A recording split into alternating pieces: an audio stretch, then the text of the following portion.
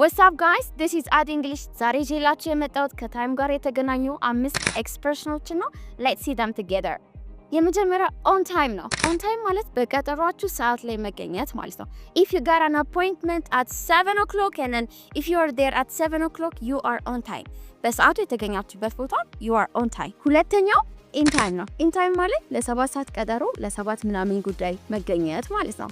ስለዚህ ከቀጠሯችሁ በፊት ከተገኛችሁ you are in time. ሶስተኛው let's have time flies. አሁን በጣም ጊዜው እየሮጠብን ነው, right? So ከምን ነው ጊዜው የሚሄደው?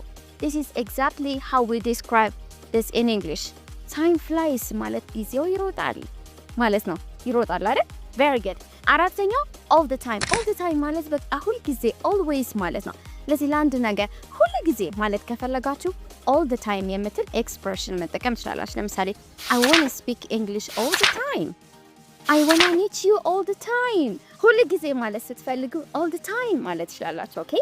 Good. Oh, today you look beautiful. ብላችሁ አንሳ all the time. Okay? ሁሌም ተደኔ ማለት ነው. Good. Number 5, in no time. In no time ማለት በጣም በአጭር ጊዜ ወይ በፍጥነት ማለት ነው, right?